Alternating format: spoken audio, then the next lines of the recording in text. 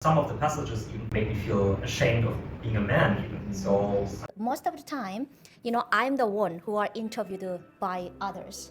But today, I'm gonna be an interviewer because, I'm a North Korean defector. I have a lot of questions from others, but when I share my story, I wonder how impactful it is to know about North Korea in their lives. That's why I create this space to ask the questions to Westerners. This special guest looks like a Ryan Gosling. I wish. Please introduce yourself briefly.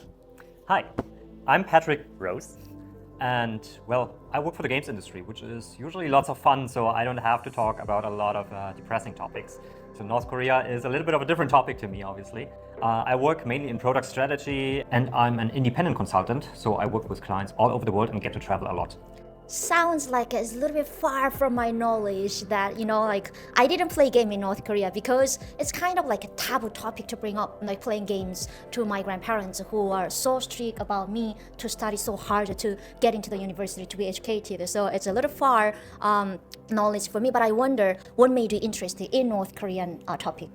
To me, as I said, I travel a lot. I get into contact with a lot of cultures. The games industry is very intercultural, and I learn a lot from different cultures and aspects in the world. And I thought it's really, really interesting to learn more about the North Korean culture as well. And so I just got interested in understanding more how the daily life actually is in North Korea.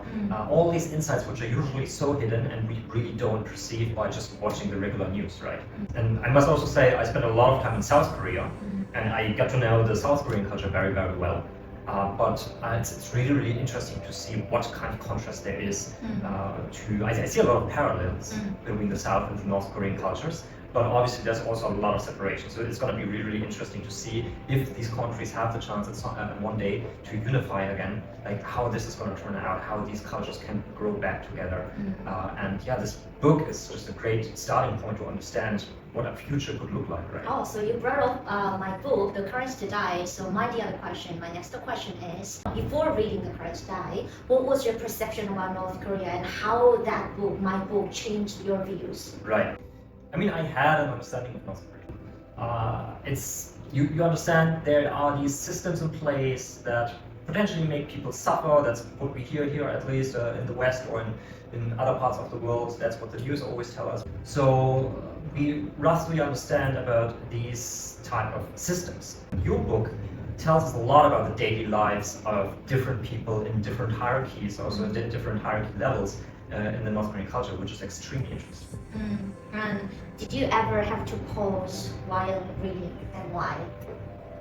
Yeah, I had to pause reading. It was really, some of the moments in the book were really, really difficult to me to move on with, basically, and I had to give it my time to read through it and to just work through what was actually just happening there in the book.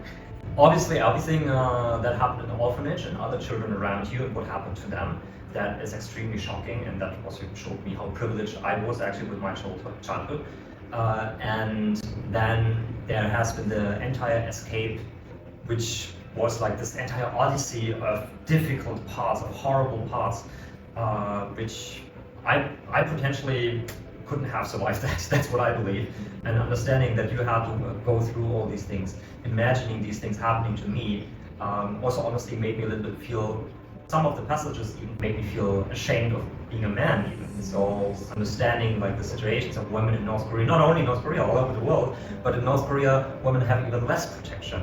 And these kind of moments really touched me a lot and made me feel like very emotional.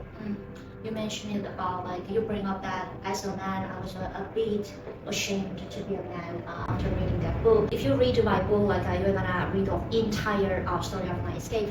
But the thing, it wasn't easy for me to reveal this fact until I completely unwired of the North Korean brainwashing stuff. Like as a woman, we should be ashamed on ourselves to be sexually assaulted by the man things. But since I had a freedom, I learned a lot of different perspectives of the life. And then end of the day, I come up with the idea it wasn't my fault. I was a victim. So I mean, a lot of people in free society were born with the freedom. They are just born with in free country. So, what was the definition of a freedom before reading my book, and after that, how can you define your freedom? I don't really think my definition has changed, but my perspective on freedom has changed. I love freedom. Freedom is really, really important for me. This is also why I'm an independent consultant these days, and I love to travel the world, being a little bit of a digital nomad myself. Reading your book again shows me how privileged I am. At the same time, I also understand that the struggles you are having in North Korea are very, very different to the kind of struggles I'm having now. A lot of freedom also means that I have to make decisions all the time, important decisions, and understand what is the right thing to do for me. Freedom can be a big burden. So what I've also understood now a little bit more about freedom is that freedom can be a burden. Beautiful burden. A beautiful burden, yes, it is beautiful. I don't want to give it up at all. But especially reading your book, I looked at freedom from a different angle. And when you don't have the freedom, when you just have to do the next step, the linear step, the next step forward, just to survive, then there's a lot of anxiety you don't have at the same time. That sounds very weird. You have a lot of other worries then instead, which I really wouldn't like to have. But you also, at the same time, you don't have to worry about all these different potential decisions to make. Where to go next, what to do next, what to wear maybe, what to eat today. I mean, it's the Maslow theory. When you don't have a basic needs, you can't think of the other level of your desire. So exactly in North Korea, we don't have a basic needs, so we never had any opportunity to think about what the next level we want. Yeah, the Maslow pyramid is actually perfect. It's something I talk a lot about when I talk about game design and human needs. Exactly. And I think this gave me more of a perspective of what freedom means.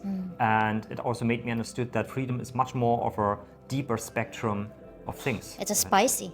It's spicy. Spiciness. I can explain beautiful burden and very spicy. You have to be careful sometimes because you have a lot, and then means you have to put a lot of efforts to figure it out what you like. So I can understand like deeply what you mean. Right. So my next question is, if you could describe this book in one sentence to someone, what would you say?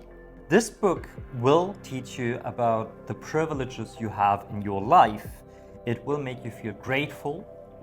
It will put things into perspective, and it will probably show you that a lot of the problems you're having right now are actually not that big of a problem.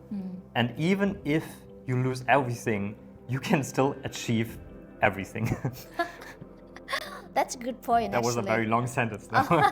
But that was my main intention, to bring up this. People have a lot but still struggling to survive in a free society. But if they hear about North Koreans' daily life, they will finally understand that how much they have, and they will find a way to be grateful to have what they have, you know. My last question is, it's a fun question. Since you work in a game industry, if you were to create a game about North Korea, how would you begin the story, and what kind of ending would you choose? Right.